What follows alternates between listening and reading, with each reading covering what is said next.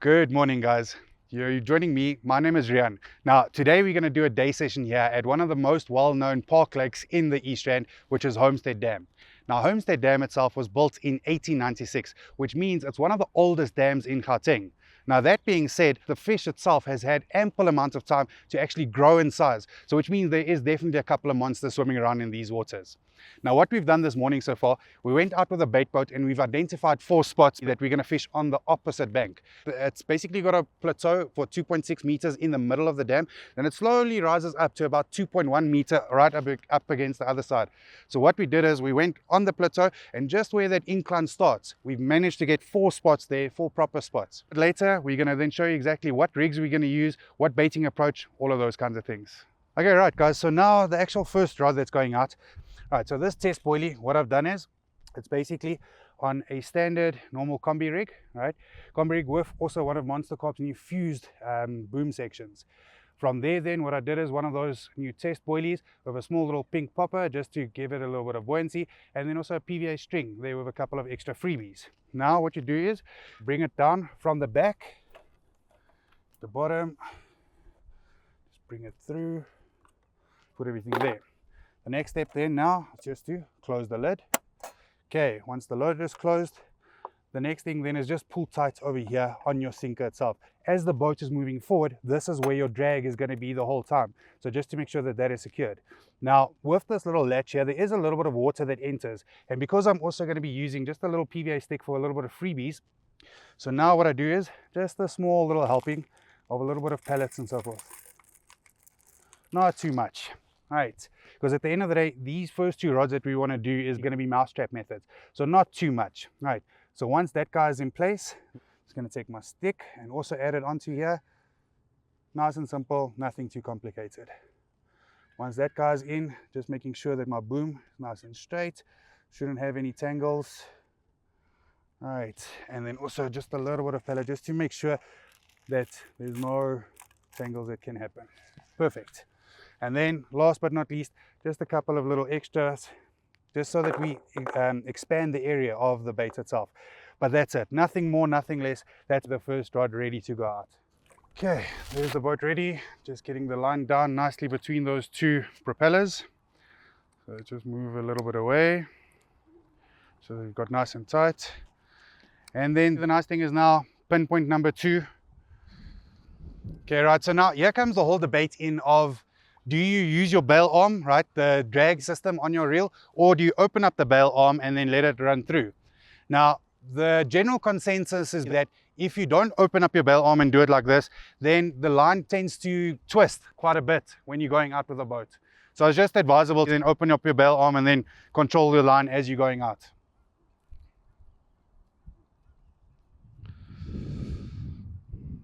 Second rod, exactly the same setup as the previous one. Also one of the test boilies, but now this one just with a little bit of a white pop-up, just for that variation. So exactly the same thing, bring it down from the bottom, from the back. Just bring it through, and then close your gate. Now that the gate is closed, once again, the first thing is always your lead to make sure that that's nice and tight, because that's where your drag is going to be. Attention. From there, just a little bit of freebies.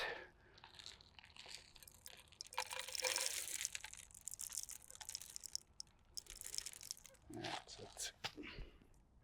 And then this guy on top. And then also a little bit of extra fine particles. The exact same testing boilie as well, that we just crushed up a little bit into a PVA stick. So now, just to make sure that my boom section 100% and it can't make any tangles, and also just to secure that, just a little bit of bait on top. It's almost the same principle as a solid bag. Where you need to build a solid bag, you also kind of need to build a hopper, just to make sure that everything is 100%. And just a couple of freebies at the back just to enlarge the baiting area, and that's it. So at the end of the day, once again, match the hatch, same boilies that we were using there, same boilies on the rig. Okay, now the good thing about this, or the nice thing about this boat, is that it's got its fish finder and its built-in GPS. Now the nice thing about the GPS is, like we said earlier, we've pinpointed 4 spots where we're going to dropping the rigs. So now by the single push of a button, it's going to automatically take me to that spot where I want to be. One button push and then you are on your spot. The other thing then is that when you are on your spot, now you've got the option then, you can automatically put it in that when it gets to the spot, it's going to immediately drop the bait. Or like I prefer to do is I get to the spot with the binoculars, just check once again, everything is 100% and I'm happy. And then I'll activate the hoppers. So where the boat is at the moment, it's 2.4 meters deep. Now from there, it goes just a little bit more deep to about 2.6 meters in the middle.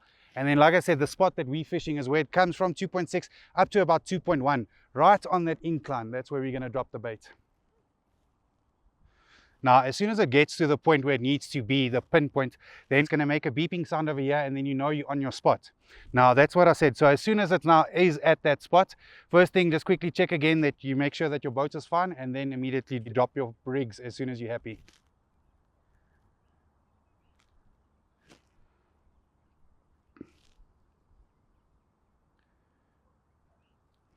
Okay, because we're so close now, just quickly close that up, because it's got an autopilot function also where, like there now, it's on the point, so everything is fine.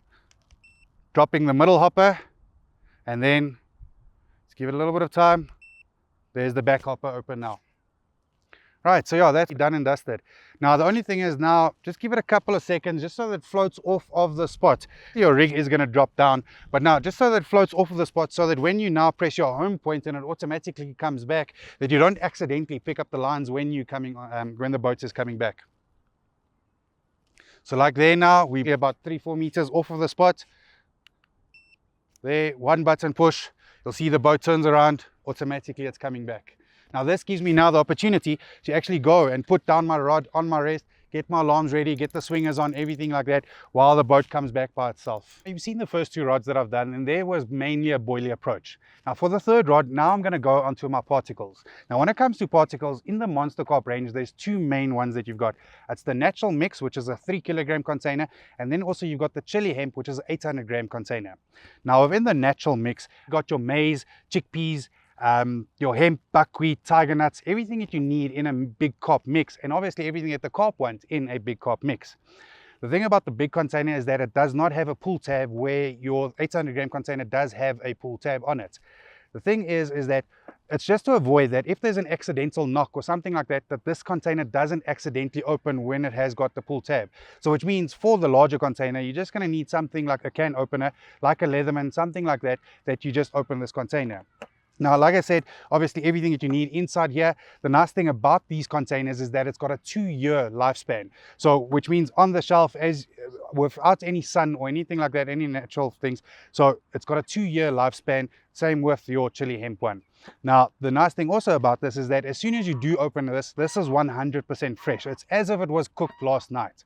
So yeah, the natural mix. So we're going to use this now in the 3rd rod, and then let's see how it goes. Okay, right guys, so like I said, it's very easy to open. Normal can opener, bottle opener, doesn't matter. Okay, so like we said, natural mix, maize, hemp seed, you've got your peas over there. Yeah, so literally everything that you need. Hemp seed, maize, peas, tiger nuts, everything, all of the nice stuff. So we're just going to take a couple of handfuls of this.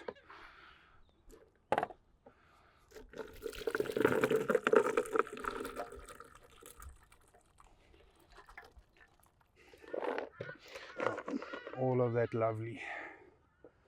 Right, and fresh, as you can see, even your maize nice and soft. So the nice thing also about this, you can straight out of this packet take one of these tiger nuts and put that on your hook link itself, which then is just match your hatch for the bait that you're actually feeding. All right, so then the next one, the chili hemp.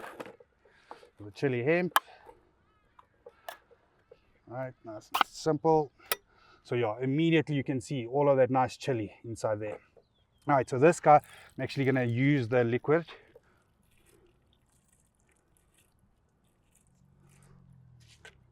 Just a little bit more for love, and that's it. Perfect. All right, now just a nice thorough mix through, and there we've then got that perfect chili, hemp, tiger nut, maize, everything that you need. Perfect little monster mix. And we're going to be using particles on this third rod. But something I want to add is pineapple. Now, pineapple's always been one of my favorite attractants. So what I just do is I take this pineapple and I just put it over the hook bait itself. The thing about this is that now I'm going to give this about 2 to 5 minutes just so that this pineapple attractant just dries on the hook bait itself, just for that little bit of extra attractant. So now our little particle mix, tiger nuts, hemp, all of those nice things.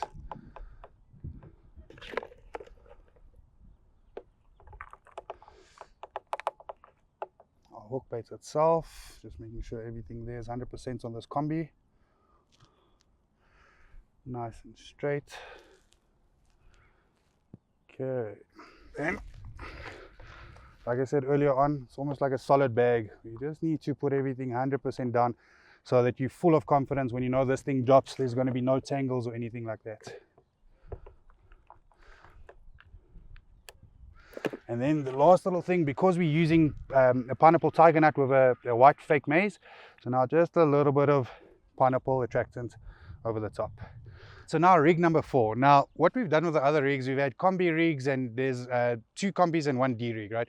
Now both of those, they're critically balanced just above the lake bed. Now for rig number 4, now we're going to go over Ronnie rig. Now the Ronnie rig itself is a lot more buoyant, so that it sits like that off of the bottom of the lake bed itself. Now where we're going to go, spot number 4, that big willow tree over there, we're going to go as close as possible as we can to that willow tree, and then you go and drop it there. Now also on this rig, a lot less feed, so that we literally just do a mouse trap on this guy over itself. That's it. And then putting down our rig, our boom section, just making sure, because of the small hopper, just to make sure that everything is 100%. And then just a little bit of freebies, also a bit of chopped boilies and crushed boilies.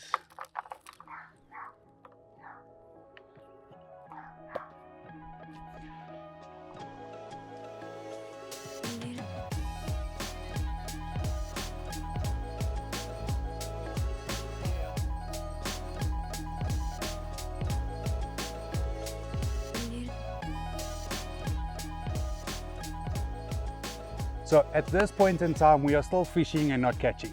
So what we're going to do now is just maybe give you a little bit of an update or a breakdown of Homestead Dam itself. Now, like I mentioned earlier on, Homestead Dam is over 100 years old. So which means you've got a lot of trees, lilies, bushes and everything right around the edge of the whole dam. So with that, over time, that's going to create more silt. Now, when you go and look at the bottom topography of the dam itself, you'll see that you've got a hard bottom, right? And then after about 30-40 meters, it goes down to about 2.6 meters. Then you've got your soft silt right up to the other side where, like we're fishing at the moment, where it comes from that 2.6 meters, then it starts sloping up. We've then usually got your a little bit harder substrate. Now, what we did is just as it starts coming up, right on that edge itself, just above where the soft silt is, that's where we placed our rigs, so that the rigs are still going to be properly presented. It is right where the soft silt and the hard is coming together, and that's usually your feeding line of your carp itself. Now, you do also have a river that is flowing through Homestead itself. Now, with this being said, the soft silt, so the rigs that we're using for this is rigs that in the very least are critically balanced, right? Not bottom baits, because that might pull into the silt. So in the very least, critically balanced baits, so which means that when it is coming down, it's not going to be coming down and then being pulled into the silt itself. You want that critically balanced, or that pop-up that's going to come down and lie nice and on top of your silt and perfectly present itself. So just to continue on what I was saying earlier, now this is just a topographical map and bottom structure of the dam itself. Now, as you can see, the dam comes in from here in the inflow, where 2, 3, 4, 5, 7 feet deep, and then going around the corner where it also fins out, and then all the way down to the dam all over here where it's 19 feet deep, basically 5.7 meters. Now, like I said earlier on, Homestead Dam is definitely one of our favorite park lakes, because right over here, this is Wilger Street. Now, Wilger Street is 50 meters from the dam at most points. Now, where we are sitting is right over here. Now, if you follow there, you can see there's that 2.6 meter plateau, and then right on the other side where it starts picking up to about 2.1 meters, that is exactly there where we are fishing at the moment. One of the rigs that I'm using is my all-time favorite rigs, which is the combi rig. Now, the combi rig itself combines for me the best of both worlds. You've still got the boom section that pushes your hook and your bait away from the actual lead itself. Still, then you've got the supple end to help turn the hook in the mouth of the actual carp. All right, now most of us these days, with the life being so hectic and the hustle and bustle, we don't have time to go and sit and build rigs from scratch. Now this is where we've got you guys covered. First of all, the fused boom section is that there's 0 knots involved. The boom is literally fused together for that extra strength. And then the second part of the rig is the combi link itself. Okay, now to just then build the rig, now first of all, the supple end from the combi link. Now, what I like to do is to just make this hook a little bit more aggressive when it is presenting in the water. Now, what I mean by aggressive is that just so that it hooks a little bit easier into the mouth of the carp itself. Now, what I then do is take a simple baiting needle with a kicker, then just wet that eye of the hook so it just goes over a little bit easier, and then I just add on kicker. Alright, so there's the kicker there. Now, like I said, the only thing that this does is it just makes that curve there a little bit more aggressive so that it just bites a little bit easier into the actual carp mouth. Okay, the next thing now, so you'll see that you've got a simple loop section. Now on the fused booms, you'll see that the one end of the fused boom has got a rig ring on it. So all that you do, take this loop from your combi link, push it through, and then simply push the hook through that loop again.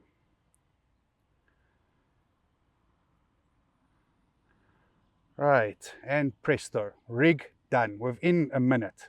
Okay, the next thing now is I'm going to show you guys how to actually bait up this and what we've done here so far.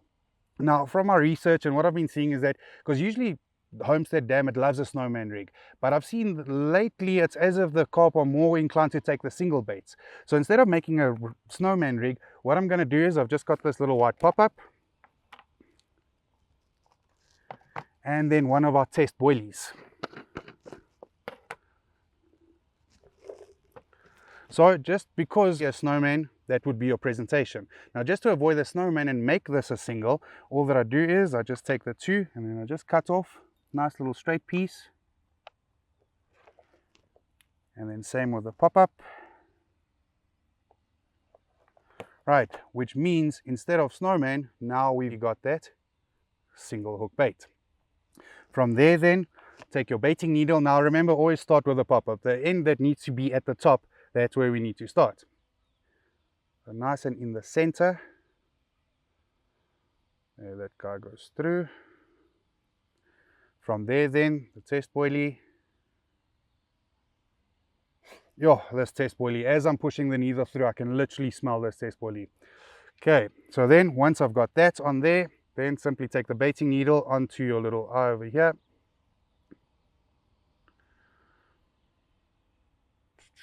Just pull it down. Right, now from the bait stop then, simply put that through that little overhand knot right at the end. And then pull tight. Now that there, ladies and gentlemen, that is this rig completed. Nice and critically balanced, which means that what you want is that this hook is going to sit right there. Okay, so either that or then you take a little bit less pop-up and then your hook's going to be straight down on the bottom, but still with your bait presenting above the silt. So now the next question you might ask yourself is that when you do get to Homestead, what type of angling can I actually do, or what techniques can I use? Now, first of all, and obviously casting is allowed. So casting, the nice thing about here, especially where we are now, it's only about 95 meters across to the other side. So which means most anglers are capable of getting that distance when casting. The next thing then obviously bait boat, as you've seen, we've been using the bait boat today. And then the last thing would be inflatables. Now you're allowed inflatable, but you're not allowed a petrol motor. So which means trolling motors are more than acceptable. So that's a nice thing, a lot of different techniques that you can employ here at the dam. Now, the last thing then is, let's say you get to the dam, and this will probably happen with most of us, where you get to the dam and then you realize I've forgotten either my bait in the freezer, or I've forgotten my end tackle, or something like that you've forgotten. Now, all that you do is you go onto our website and you go and search for the store locator. Now, on the store locator itself, it gives you all of the tackle shops in the close range, and then it also gives you a pinpoint of that tackle shop with the telephone number, so that you can actually phone beforehand and make sure whatever you need or whatever you forgot, that they actually are stocking what you might need.